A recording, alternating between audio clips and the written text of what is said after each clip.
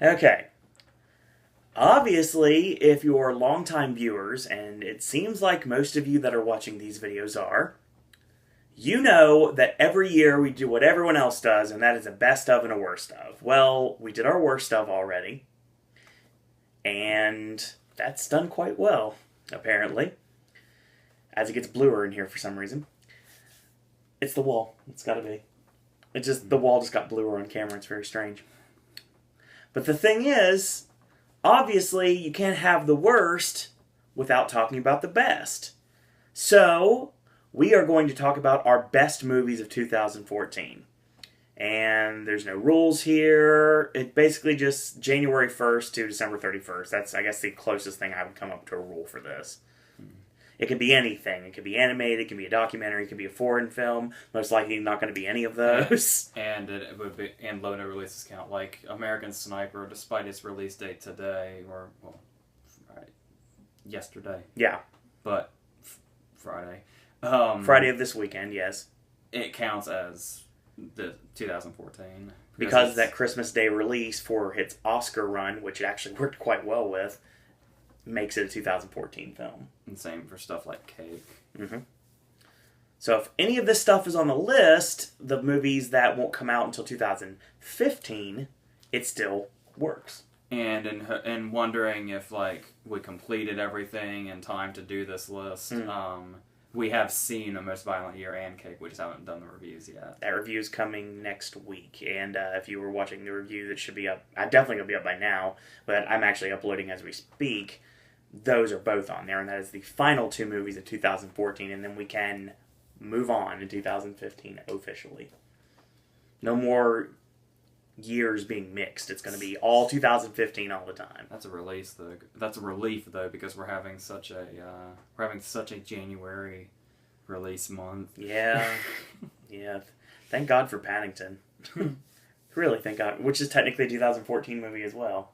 If you want to count with British. Yeah, only in well, the UK. I guess you could say for American release, I'd say it would be a 2015 list. So if I wanted to put Paddington on this list, I couldn't. There was after the great reviews came out in the UK, there was a rumor it was going to be given a limited release, a qualifying run, but they didn't do it. They may have done well, who knows. So, what we're going to do is, just like we did with the worst stuff video, we're going to do the same thing with the best stuff video. AJ's going to give his, and then I'm going to give mine. We're not going to alternate. We'll probably talk over each other like we normally do. And we're going to tell what we think is the best of this year. Then we're going to start off with an honorable mention, and we're going to go into the top 10. So, AJ, can you hand me the mouse here? Because I completely forgot to grab it. You're so professional. Yes, that's coming from the guy that doesn't edit, so there you go. Let's do this. So, AJ, what is your honorable mention of 2014? Honorable mention's actually a documentary. That's weird. I think I know where this is going, though. Yeah, of course. It's Yeah. Elaine Stritch Shoot Me, Mm-hmm. which is one of the best documentaries, probably the best documentary since Grizzly Man. Really? Yeah. That's a lot of ground to cover, sir. Yeah, Grizzly Man. This year is 10 years old. But I could not believe how good this documentary was. Because generally, you have documentaries and they kind of, glorify the person. And Yeah. It's just basically about them and their whatever in God's name they're doing, and then it just ends. Mm-hmm. But this touches on so many things. Because it touches on her career, which is definitely something to not be ignored. Yeah. On top of the fact that it is, it's about her facing her mortality, and that has like there are a lot of really strong scenes where she's kind of dealing with all the things she has, and she just kind of sits around and kind of talks about her impending death, and sometimes it's kind of nonchalant, like, well, that has to happen, and other times it's like really really freaking her out, and it's really hard to watch, but it's really really engrossing and powerful and everything. And of course, she's a comedian, so Yeah.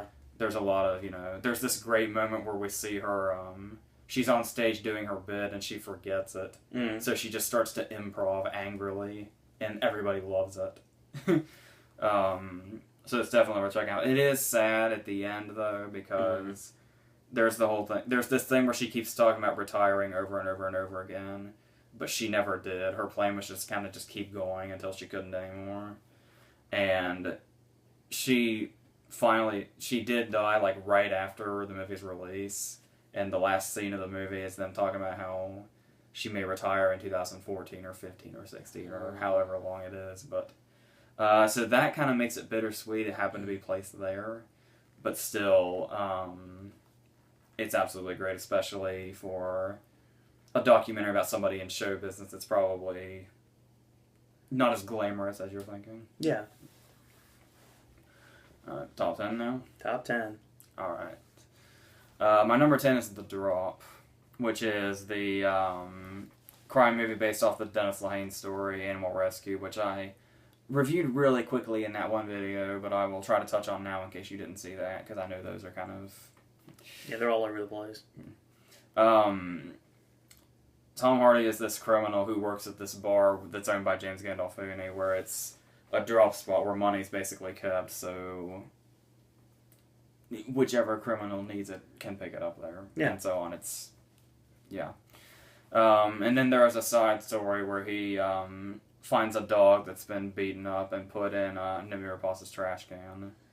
And so they kind of work together to take care of it, and then there's something between them, but then her ex is the person that did that to the dog, and then he has connections to the crime portion of the story, and it all just kind of comes together. And it is just this really, really fantastic crime story, and it was mainly known as Gandolfini's last movie. Mm-hmm. And you would think that, you know, it's being blown out of proportion because it's his last role, but it's a fucking great role for him. Like, it's still, you know, he's still kind of in Soprano territory because it's, you know, crime and stuff like that, and that comparison's gonna be there. But it's a really, really great part, and Tom Hardy is especially really good in it, because he plays, you know, this criminal who's, like, no bullshit, but his character's, like, incredibly likable, and you just have to see the performance is great. I actually prefer Tom Hardy in this over Locke.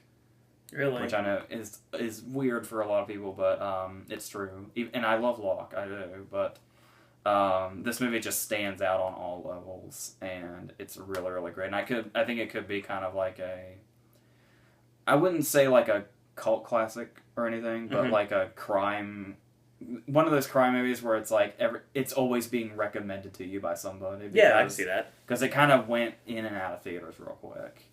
But I think once people start seeing it, it's that kind of movie that you recommend to somebody, and then they recommend to somebody. And, they tell two friends, and so on, yeah. My number 9 is Fury. Yes. David Ayer's World War II movie with Brad Pitt, Shia LaBeouf, John Bernthal, Logan Lerman, and Michael Pena. Did I get everybody? You got the main cast, yes. And it takes a different approach to the World War II movie by being set in a tank. It's about a tank crew. And this is... Well, obviously, with David Ayer, you know, it's basically an action movie. Yeah. But the characters are so well thought out, and they all have their own thing going on, and none of them feel like a cliche. No, not at all. And the scenes really, really work. The violence is really, really, you know, brutal and graphic. Not once. I feel like I'm talking about American Sniper again. Not quite to Saving Private Ryan levels, but makes the same impression. Yeah. That's where I compare Fury to Saving Private Ryan as far as making an impression. Yes, I'm serious. And it's so well handled. The cinematography is insane. This movie is so fucking good looking. Oh yeah. And all the performances are great, and those action scenes. There are scenes that are so tense in this movie. Like I said in the review, there's one scene in this movie that is so tense my stomach dropped. And it's just a really fantastic movie, and I couldn't recommend it more. I like especially if you're a fan of war movies. I like Lerman and Bernthal at the table. I love the intensity the breakfast there. Scene. Yes. Yeah. And then the following scene. That's kind of a spoiler, but yeah, the following scene. I'm trying not to spoil things. So. Yeah, Fury's really good. Because it's one of those... There was a while there where we kind of had this resurgence. Like, lately war movies have been kind of like, you know... More like, you know, strategy and stuff like that. Yeah. But then there was kind of a resurgence, like, in the early 2000s with, like, you know, on the battlefield war movies. Like in the late 90s, we had, you know, like Saving Private Ryan and Thin Red Line at the same time, and then later on there was Black Hawk Down and We Were Soldiers and stuff like that. To an extent, John Woo's Windtalkers, I guess. Yeah. And, you know, this kind of goes back to that. This feels like it would have fallen right in with those movies. Yeah. So if you like those, it fits right in there. Only I think it's actually above those, really. My number 8 is one that is carried over. It's The Immigrant, Yes. which is James Gray's movie, with Joaquin Phoenix, Marion Cotillard, and Jeremy Renner. And there's just so many great things to say about this movie. The performances, once again, I've said this all year, and I continue to say it still. I do much prefer this performance of Marion Cotillard's than her now Oscar-nominated one, even though she's great in both. Joaquin Phoenix has gotten some mixed reviews for this, but I think he's absolutely fantastic here and gives one of the better performances of the year. Yeah, definitely. It's like the pimp, for lack of a better word. That's exactly what he is. And then Jeremy Renner's kind of like her possible saving grace that could bring her out of this. And it kind of devolves into tragedy, and it's shot like... It feels like something that's... I believe it's an original screenplay, but it feels like something that's based on a classic novel. Mm-hmm. And it's got that feel of, like, you know, kind of like Sergio Leone or Coppola when they were doing their gangster movies. Like that Once Upon a Time in America or Godfather. If this makes any sense to you, not so much Godfather 1 as Godfather 2. It feels like that. Like, I can't really describe it, but... It just kind of, like with the production design and costumes and the performances and just the whole feel of it. It feels like it's a movie from that era. Like it should have been made in the 70s or something. I can see that. And I really, really love that movie. And I'm actually not the biggest James Gray fan, so that was a huge surprise to me. Number 7, yeah, I know. People have tried. People have tried to convince me this is not a good movie.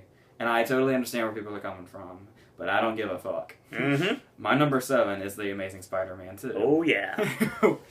It really is. Now, I understand where people are coming from, okay? Mm-hmm. I understand maybe there's too many villains. I understand maybe people think it goes on too long. I understand maybe some of the acting is questionable. And yes, maybe this reboot series is totally unnecessary. Apparently it's already dead now. However, I fucking love this movie. Yeah. I love this movie so much. It's awesome. Because for starters, we have, the relationship between, you know, Peter and Gwen is fantastic. It's like watching a really great romantic comedy. Yeah. And it plays out really well, too. And then you have the action scenes where, like I said, this movie made me feel like when you were a kid and you went to the movies as an event and every movie was the best thing you had ever seen. Oh, yeah. Watching this movie made me feel like that again. It made you feel not like a movie critic, but like a movie goer again. Yeah. It was a fun time in the theater. And all 5 times we saw it theatrically. Yeah, I don't think it feels long at all. Like no. I could watch this movie all day. Oh yeah. The movie could have just kept going and going and going, and I would have just kept loving it and just taking it all in. I know that sounds so weird given the reaction this movie has gotten. Yeah. But fuck them. Indeed. I really love this movie. It really just has that feel of an old-fashioned blockbuster.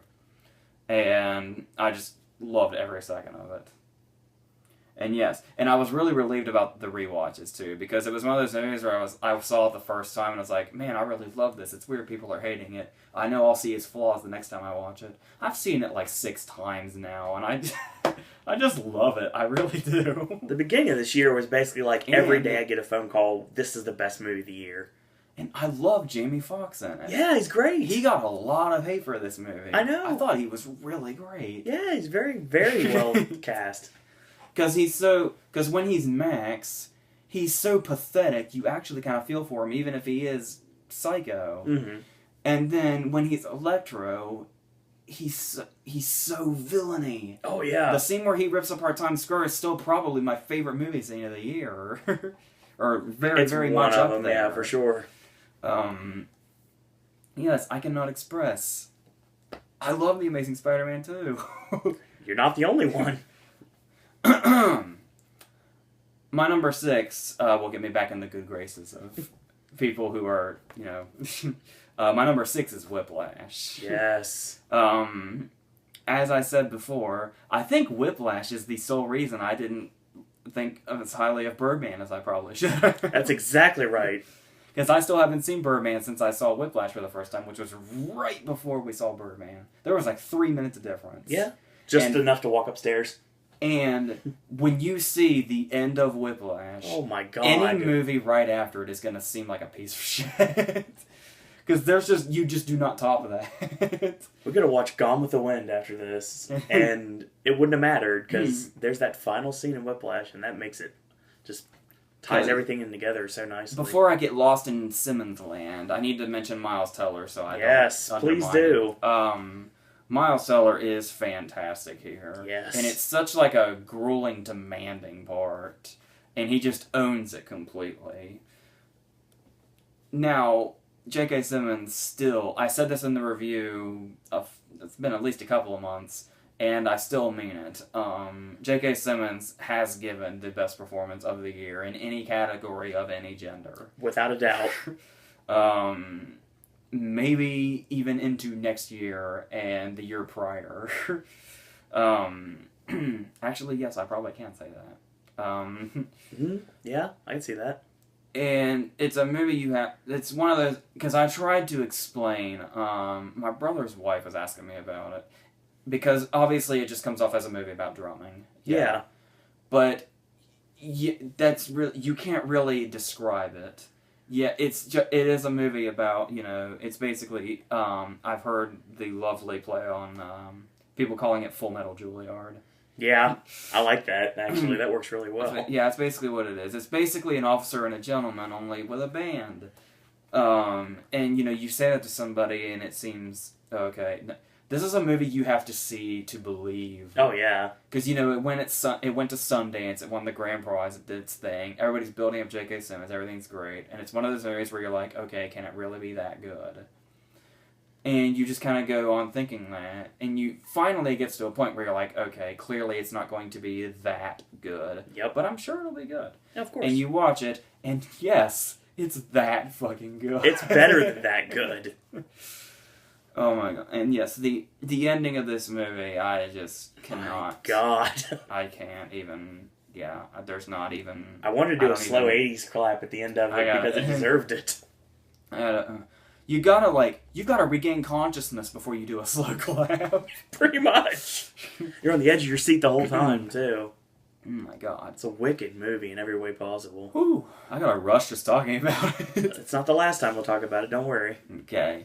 My number 5 is another one that kind of gets some raised eyebrows, but, fuck them too. Bad Words. Yeah.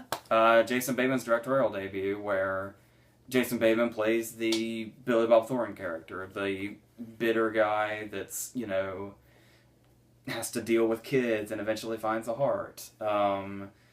But the thing about it is, number 1, the movie's hilarious. Yes. When I heard about it when it was going to be at TIFF the year before, I thought, wow, that is like the greatest concept ever. I can't wait to see this. Oh, same here. And it just really, really delivered on that premise. But not only that, it has a really great story behind it. I love that they make it a mystery as to why he is the way that he is. Like, he's not just some douchebag. He was made that way. Yeah. And the whole movie centers on trying to figure out how that happened and why he's doing what he's doing. And they make it this consistent theme throughout. And it doesn't feel like cheap or, cliche when he does befriend the kid, because his character always stays true to himself. Mm. The character shows that he has a heart, but overall the character doesn't change. But it's in a good way, because it feels like the movie didn't cop out. No, not at all. And just when it gets to the end and you think it's going to go in like a predictable and sappy direction, it keeps going and just says, no way we're doing that. And even though it does kind of still have that happy ending you're expecting, the direction it takes to get there is really, really admirable, and I really love this movie for that. This definitely isn't just another comedy, at least in my eyes. No. I think it really, really stands out, and is definitely almost the best comedy of the year. Almost. So yes, once again, I can't recommend that movie enough. I know some people just saw it at kind of surface value, and it was just kind of another one of those. It's basically a rip-off of what would have been another Billy Bob Thornton movie from 2005. But I thought it was a lot more than that, and I thought it really, really, built on what it was. I love the spelling bee scenes, too. And if you've ever been in a spelling bee in your entire life, you would know how excruciating it can be standing on that stage waiting. And they covered it oh so well, too.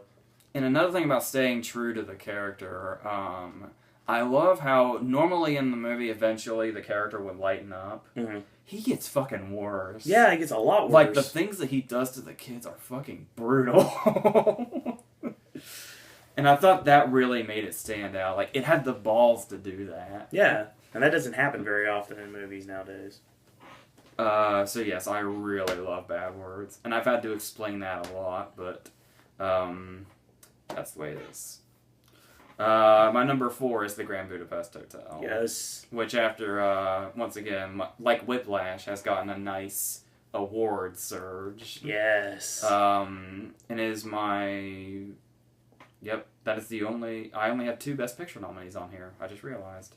There's one I keep mistaken for one, as a lot of people I'm sure will, but... Yep. But anyway, the Grand Budapest Hotel is probably... There's a lot of competition going on here, but I think I finally settled on... I think it's Wes Anderson's best. Yeah, I can because see that. It's... I wasn't sure what to expect going in, so you can probably understand my surprise when I realized that the Grand Budapest Hotel falls into my all-time favorite genre. It's a fucking black comedy. Yeah, it is. It's a murder mystery, too. And it's got, it's got Chaplin in it, it's got a little bit of Monty Python in it, and it's all Wes Anderson all day long. Oh, yeah. And Ralph Fiennes here is just... The comedic timing is almost inhuman. Like, he is like a man comedically possessed in this movie. And it's incredible. I also love the building layers of the story. Like how we start with the woman at, the girl at Tom Wilkinson's grave. Mm-hmm. And then Tom Wilkinson is we see Tom Wilkinson alive. Then Tom Wilkinson is actually... older Jude Law, and then we see Jude Law talking to F. Murray Abraham, and F. Murray Abraham is actually old Zero, and we have that whole chain of events as we finally get to the setting of the story, and how they really nicely go back into that seamlessly at the end. And then right in the middle of this, just this wonderful murder mystery, black comedy, slapstick... Every possible great thing a comedy can have that you can imagine. Lots of foul language to use to the best possible way. Adrian Brody. There is a way to make, cussing hilarious. Oh, yeah. And Ralph Fiennes and Adrian Brody find the best possible ways ever. Oh, yeah. Willem Dafoe needs to be mentioned as well. Yes. He's basically playing Anton Chigurh, all the way down to the removal of the boots before he sneaks up on somebody. And just everything is wonderful about this movie. The look of it. It's like every single frame of the movie feels like they put absolute perfection into it. Mm. Every single shot feels like just a whole bunch of effort went into it, and it's Oscar turnout shows that, because it got something in almost every category, and it completely deserves it too. That it was yeah. The stuff they would actually get into like documentary animated shit like that. You know what I mean? 11 out of the 12 of the guilds. Yeah. Can't be wrong. So yes, there's not enough good things to say about it. Exactly. And we still have 3 movies to go. Wow. My number 3 is Joe, which is kind of, Nicolas Cage's, hey, I'm an Oscar-winning actor and I'm still here movie that he did with David Gordon Green, who's finally thankfully gone back to his great dramatic roots. And it's really just the story of him and Ty Sheridan, who is this kid with an abusive dad that's Gary Poulter, the guy that died right after the making of this movie, who is insanely good. He had never acted in his life, and they just found him and gave him a job, and it's an insane performance that is so... On the surface, it's the abusive dad role, but it's also so multi-layered, just in... You just have to see it. It's insane. And of course, Cage is just magnificent here, and really brings the best qualities of him and actually downplays it really well. While still having those cagey moments, but they're, confined, and they're in the right places. Yeah, definitely. And this, like I said, when I saw Joe, I already felt like 2013 as a year had been topped. Oh, yeah. I believe you said those exact words to me after we got done watching it. And it is just, there's not a whole lot to say about it. You just kind of have to watch it. But it's a very, very fantastic piece of filmmaking, that movie is. Completely agree. Once again, it could just seem like every other movie where boy befriends guy, boy learns to work hard and show respect, and, eventually guy saves him from a terrible domestic situation. But just, it's a movie all its own. It really is. And everything involved in it is just completely top-notch. Okay. Regarding 1 and 2 here, I had this conversation with you before I left the house today. Yeah. Before I go into this, let me just tell you about 1 and 2 here. I might as well have just flipped a coin. Yeah, pretty much. It took a lot of debate to decide on these two, because they're two completely different movies and take two completely different approaches to storytelling. True. But they're both practically flawless. So I just kind of had to really, really, really think it over and decide what was going to go where.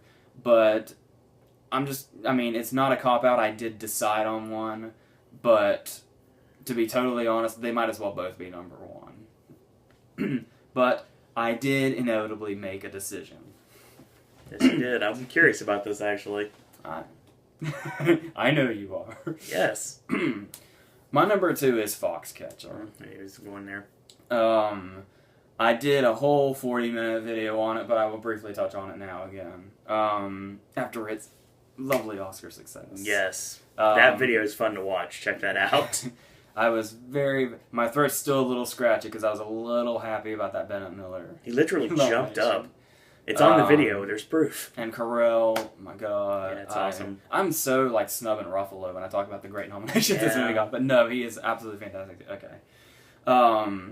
What happens when you take 3 actors like Steve Carell, Channing Tatum, and Mark Ruffalo? Mark Ruffalo actually fits, but Steve Carell and Channing Tatum, and you put them in a movie like this,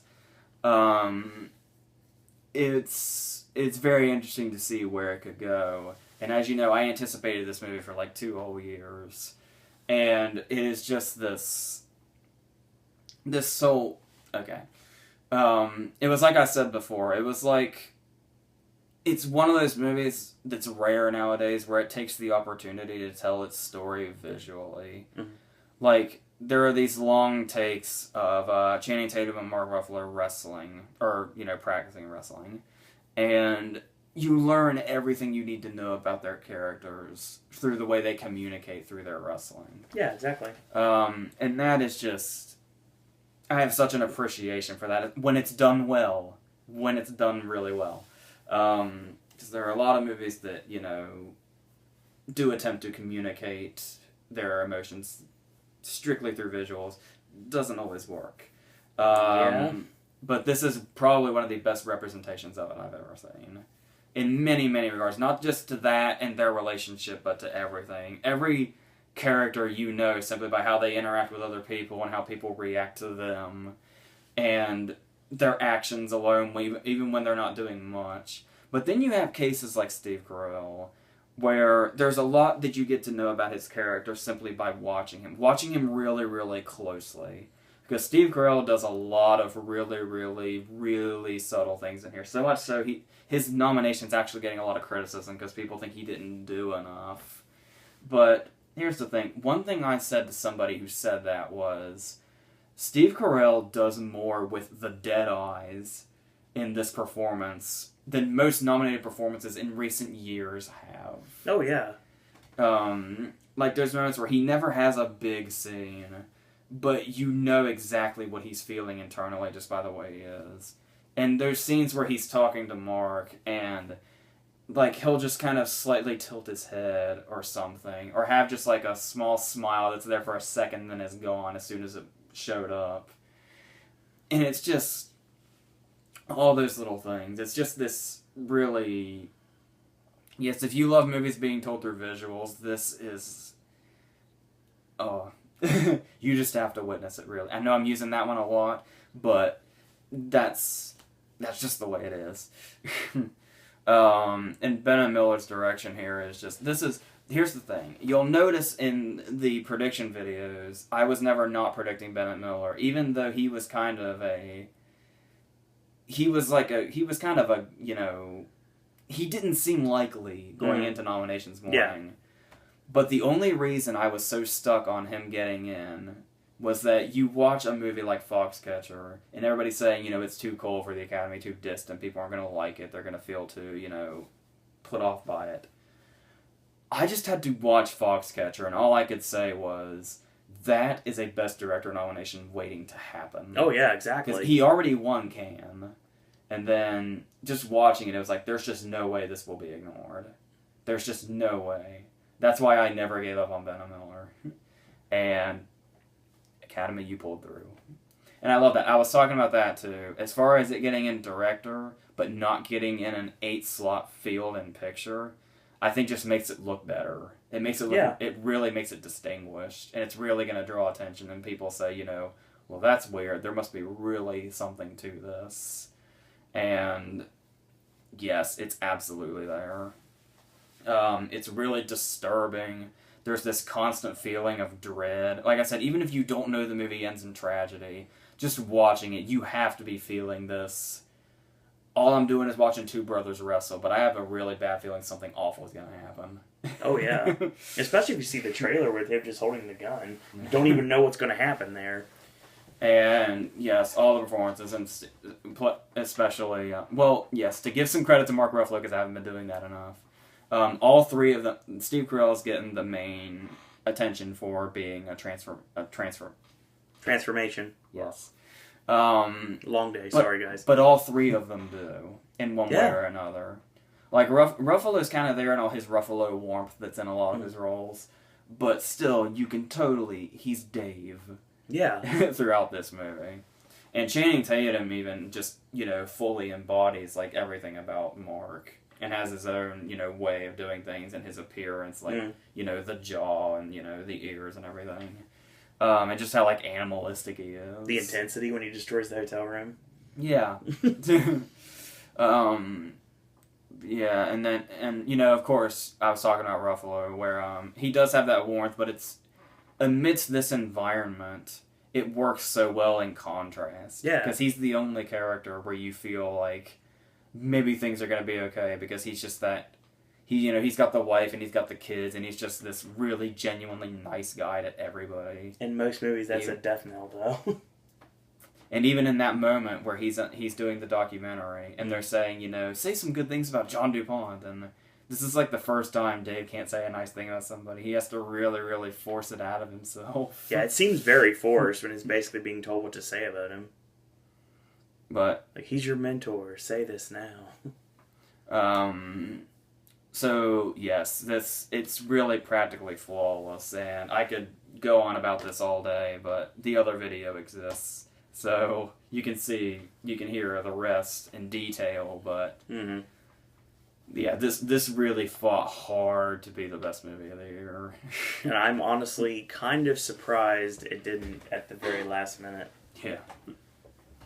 Come on. You know where this is going. Yes.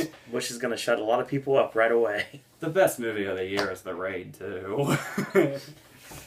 This, I mean, oh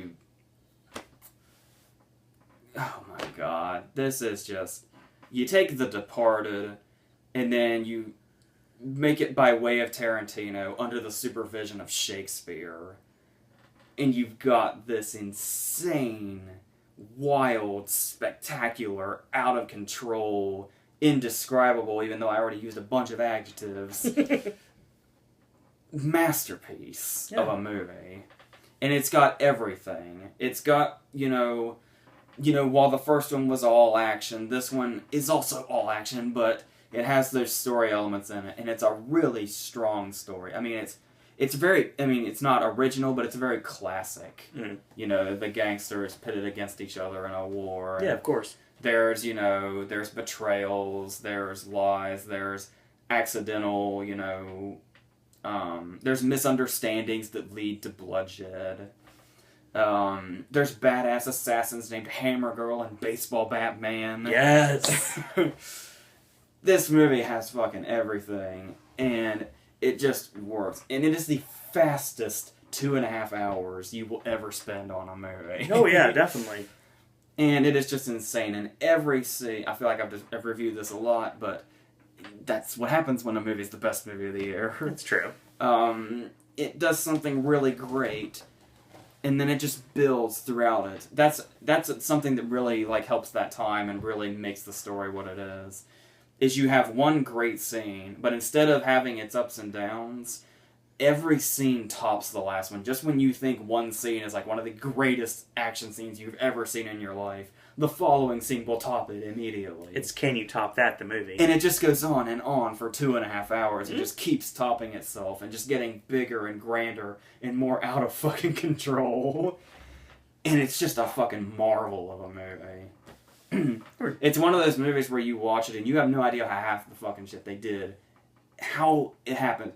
It is incredible that this movie exists. I can't believe it. I heard one critic say, or it was somebody I was talking to, but I can't remember if it was a critic or somebody I was talking to, but somebody actually said, they were talking amidst conversation, and they said, The Raid 2 has a car chase in it that is so awesome. I had to slap myself to make sure I wasn't dreaming it.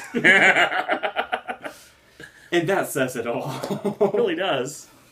I fucking love that this movie exists. That's all I can say that I haven't said before, so, yes. Well, my list is going to seem kind of tame compared to yours. Alright, 37 in a row, minutes and counting. 38. Now 38 minutes. So I said and counting, which means we were in the seconds. And mine will probably take 10 minutes, because as you guys know from the Worst Of video, when I like a movie, even if I love a movie, I still usually only watch it once. I have a lot of time on my hands. I'm a procrastinator. People know this. So This is actually good, though, because we've been doing this all day, and it's time to go home. Yeah, tapping the wrist right now, taking home. So, I'm going to give my honorable mention for 2014. My honorable mention is Tusk. I really enjoy Kevin Smith's work. As anybody around me knows, I made the 37 reference as a nice little segue just to get into it, of course. You probably should have realized that. And I will say that happily, I got to see this theatrically, which I don't know many people that did, because it wasn't in theaters very long. I actually watched it in a theater in Orlando right before my birthday with Banks Lee from Attractions Magazine was down the rows from me, and 3 other people. So yeah, that was it. It was 5 of us watching Kevin Smith, and Kevin Smith has rejuvenated his career into going to these really pulpy horror films. And I'm digging it. I really am. I think Tusk is a wild ride, without a doubt. Justin Long is amazing in it. I think Haley Joel Osment's amazing in it. Genesis Rodriguez, for what she does in it, she's really good in it. And you cannot say enough words about how great Michael Parks is. Oh my God. He was meant to play these villains in these Kevin Smith movies, because he's David Cooper in Red State as well. So, I mean, Kevin Smith plus Michael Parks, just amazing. Absolutely amazing. And it's I said this in the video. It's kind of amazing to think that Kevin Smith puts Michael Parks to use even better than Tarantino does. Yeah, no lie. And just like, there's so many great things to like about this, and it's obviously very self-referential, obviously, because it's doing the podcast thing, and they even use basically like a take on the Sir logo in order to do their podcast. And it's just, I love everything about it. The very random, or seemingly random if you don't know the backstory, Guy Lapointe cameo, which is amazing. And of course that leads to the next movies.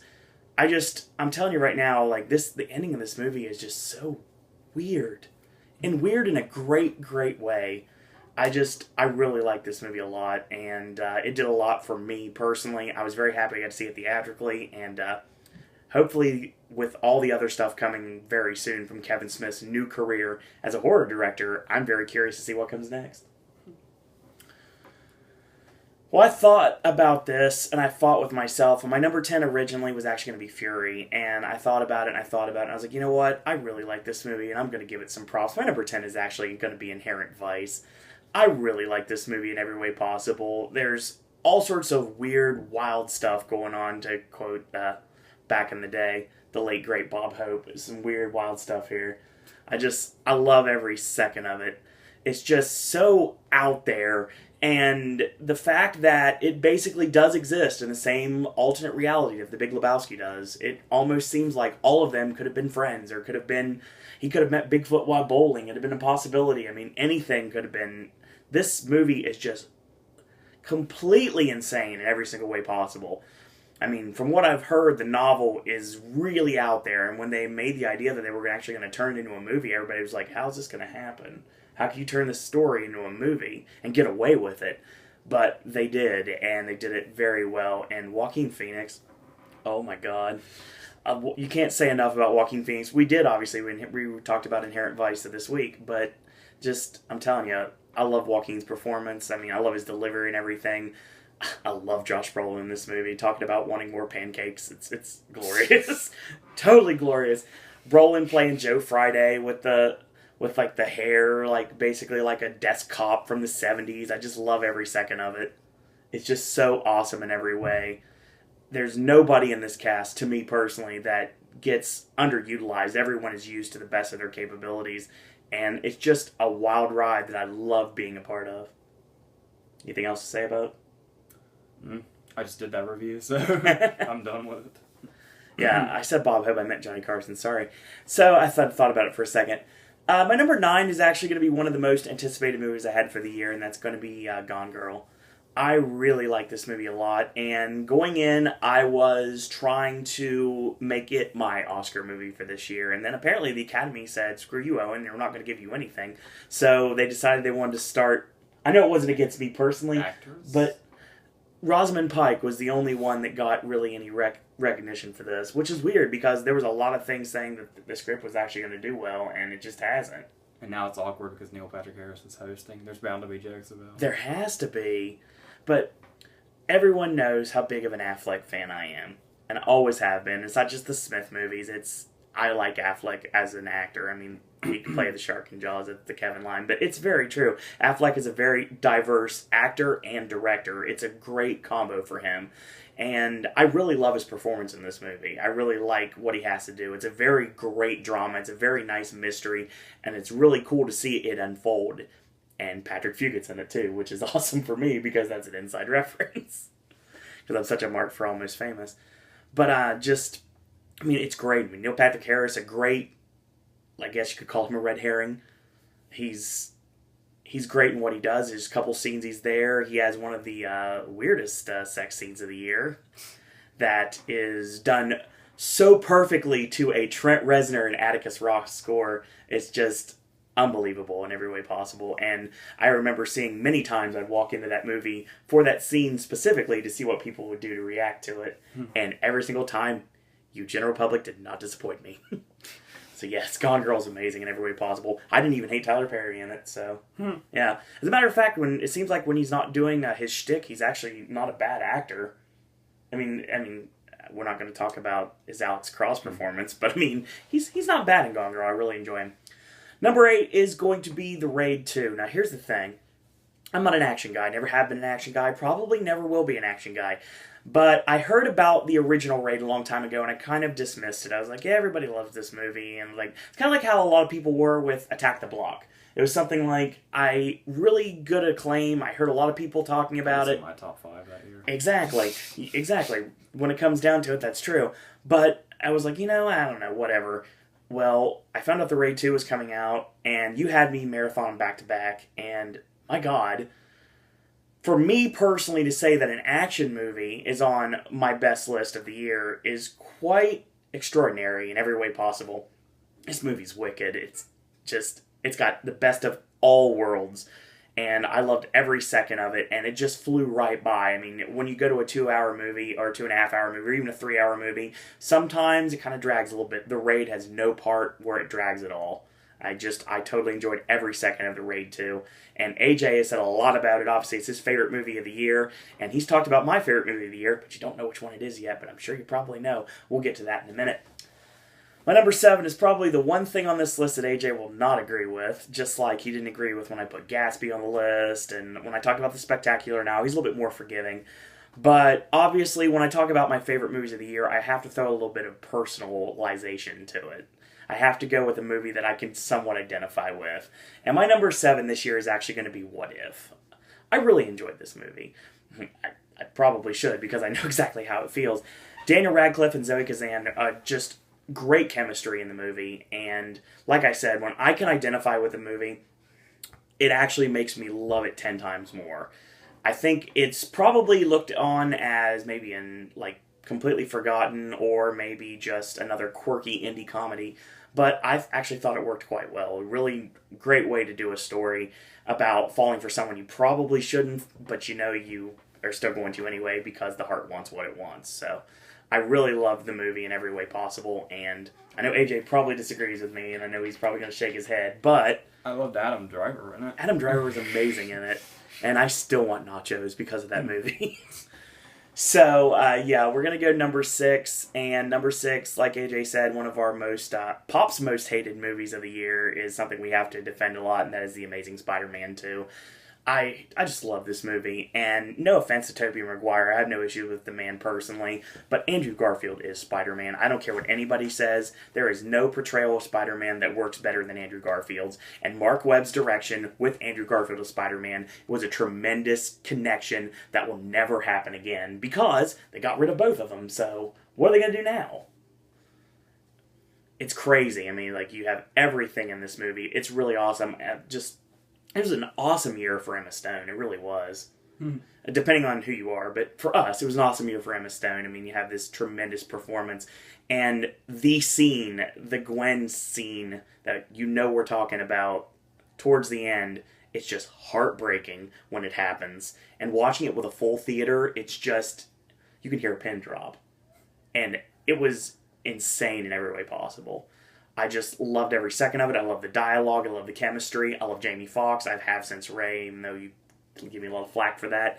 But I mean, I'm telling you, The Amazing Spider-Man is what a superhero movie truly should be. A fun romp that you don't necessarily have to critique what kind of lighting is being used or what kind of direction that the directional dialogue is really going in. You just want to sit back, relax, and enjoy yourself, which is something, as a critic, you don't really get to do very often anymore. Probably a good way to put it there. My number 5 is actually going to be Joe. This actually stuck on. This was one of the other ones that stuck on this year for my previous list, my best of the half year. I really like Nick Cage in this movie a lot. I mean, there's a lot of comparisons to Mud, the Matthew McConaughey film, and I believe Ty Sheridan's in both of them, so which is a nice comparison on that one. And Joe is just really gritty. It's really well done. It looks very nice. I love everything about it. We're talking about Gary Poulter. My God, that performance is chilling. Well, they're on the bridge when they're talking at the very, towards the end. That is chilling right there. And Nicolas Cage brings everything to this performance that I'm sure a lot of you out there probably wanted him to bring to Left Behind. So, yeah, it's a great role, a great performance, and a great film. And if you haven't checked it out, go watch it. But I have something that you probably need to check out more. And that's because this is a movie that has gone criminally underestimated and criminally underwatched in 2014. And its only reason that it's number 4 and not higher is because there were 2 movies that kind of bumped it out. Because this was number 2 at one point. My number 4 is going to be Grand Piano. This is a thriller of Hitchcockian proportions that I have not seen in a long, long time. This is a tremendous performance by everyone involved.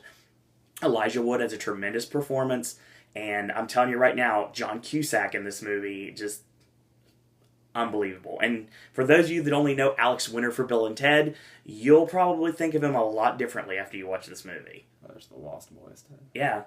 Well, I mean, I never really watched The Lost Boys, so I equate him to Bill and Ted.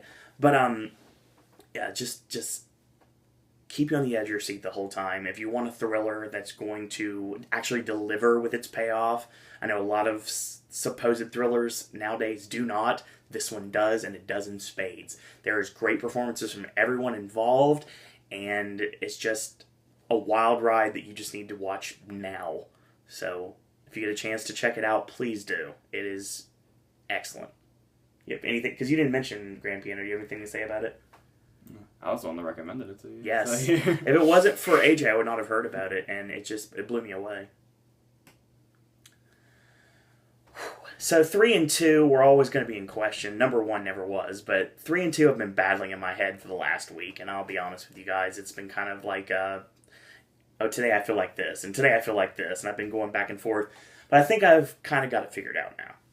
My number 3 is actually going to be Foxcatcher. I love this movie. And me being from the wrestling business, take that out of the equation. This is just a very well done, well shot, well directed, well acted, and well everything about a movie. It is the best thing that a movie possibly can be. It's got 3 outstanding performances that do not overshadow either one. It's got a great supporting cast. It's got a great true-to-life story that most people know, and they don't skimp on any detail. It's just a heartbreaking story. It's a story of redemption. It's a story of just all sorts of wonderful things that make it so great. Bennett Miller, obviously, I was a big fan of Moneyball, and I really wanted him to do well, and AJ did really jump up in the air when, and the video is there to prove it on this channel, and when he got his nomination, that was very, very much deserved. And in a time that we thought there was a possibility that with Steve Carell potentially going into supporting and getting in that way, it was a nice, very refreshing time to see him get that nomination. Very well deserved for Best Actor. John DuPont is a very creepy, very manipulative, and Steve Carell plays it to a T. Channing Tatum is amazing in this. Mark Ruffalo is amazing in this. Vanessa Redgrave has like maybe 2 scenes, if that. And she's really, really good in this movie, too. And what she has to do. I mean, it's a very bleak, dark story, but if you want something like that, it's definitely something that you need to check out. And very much should be one of the Best Picture nominees. My number 2 is Whiplash. This movie got me, and got me from the second the movie started. I've never ever been a big fan of Miles Teller. I've been putting him under for Project X and 21 and Over. And then... Divergent. Oh, no, I'm getting to that. Then came The Spectacular Now. And got him big time in my good graces. For personal reasons. You don't remember him from Rabbit Hole? And then... Yeah, he's great in Rabbit Hole. It was like a small role. I mean, I loved Rabbit Hole, but it kind of just came and went, unfortunately. More people should have seen it. Kind of like Revolutionary Road. Another Nicole Kidman performance. Kate Winslet. It's been a long day. I'm sorry. But still, when it comes down to it, I'm going to make a mistake every video. It doesn't matter. Whiplash is incredible. Miles Teller is amazing in this movie. It seems like the movie that has been waiting for his career the whole time, and now it's finally here. And he is awesome in every way possible. J.K. Simmons is electrifying. in every single great way that a performance can be, and he is literally the best performance of 2014.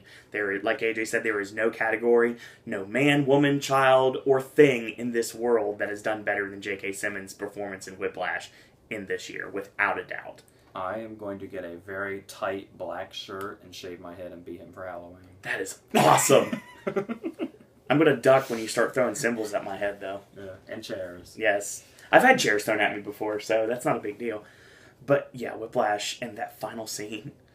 It's like AJ said, when it comes down to it, Birdman was a good movie. It was a really good movie.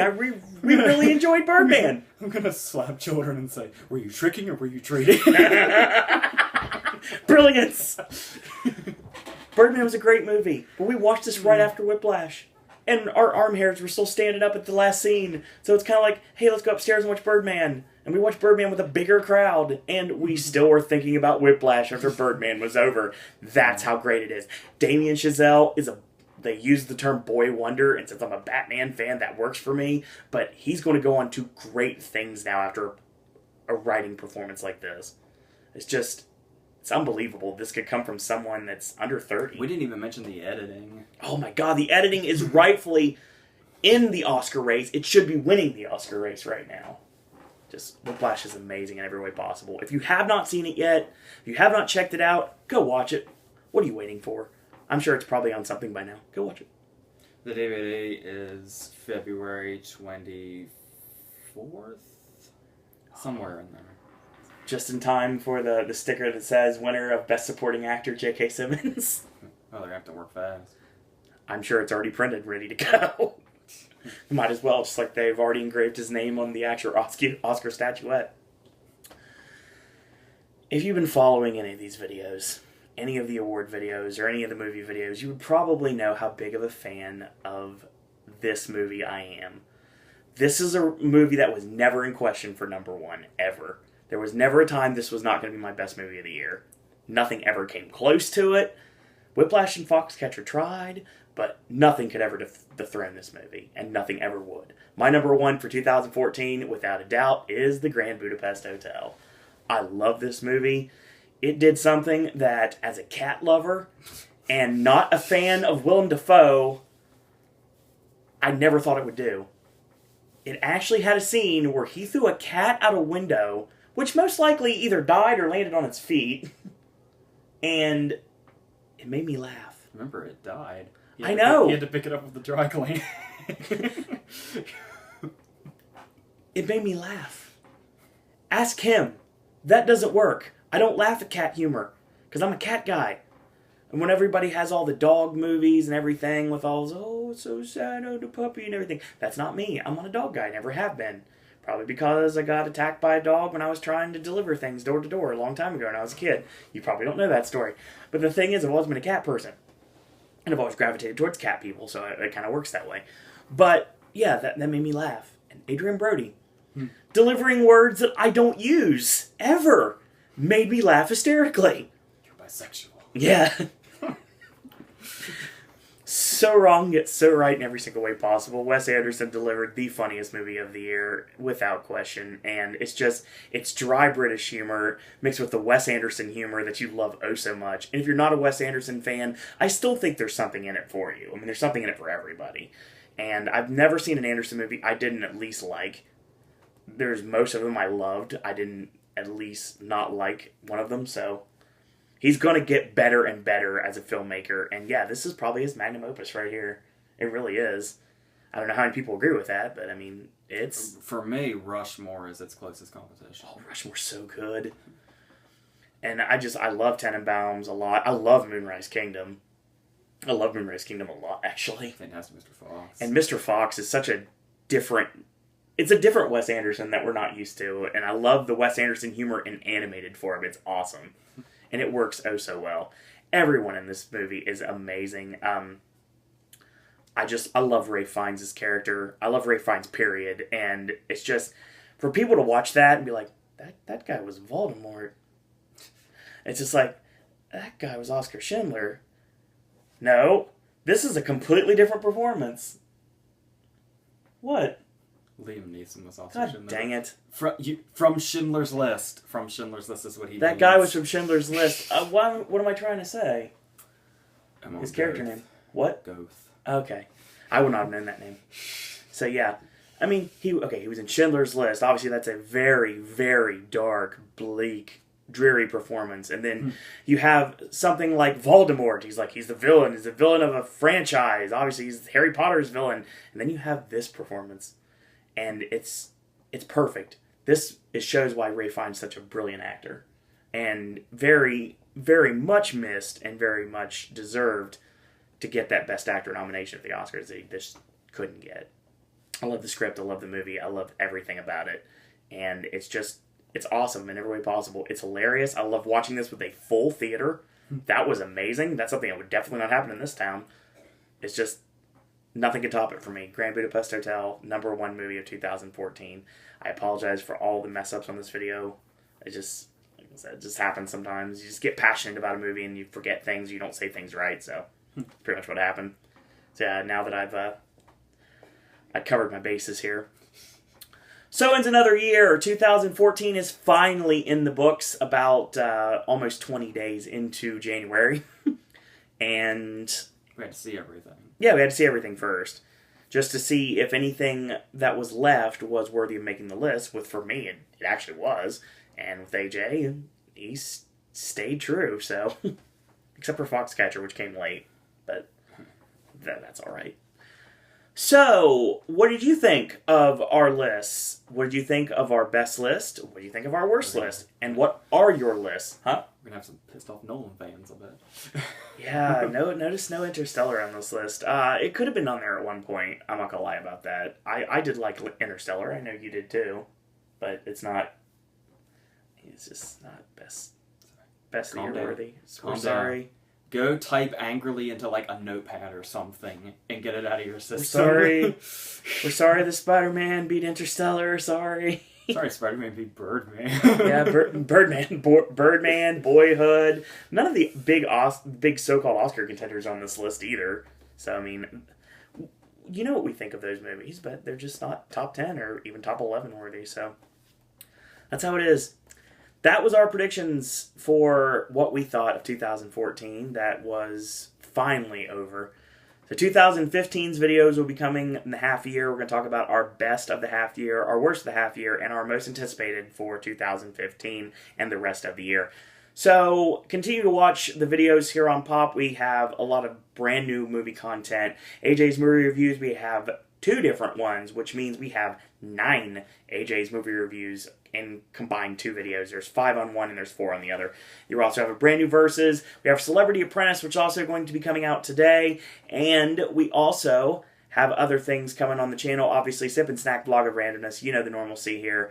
And NXT and Impact also coming. SAG video. Plus, we have our BAFTA video and our final Oscar predictions video coming very soon. So that being said, if you haven't watched a movie in 2014, then you missed out. It's 2015. So go out, watch a movie. If you agree with AJ or myself, if you disagree with AJ or myself, let us know about it in the comments here. And like I said, I believe in positivity, so we will read your comments, but if it is that evil and derogatory, we probably won't post your comments.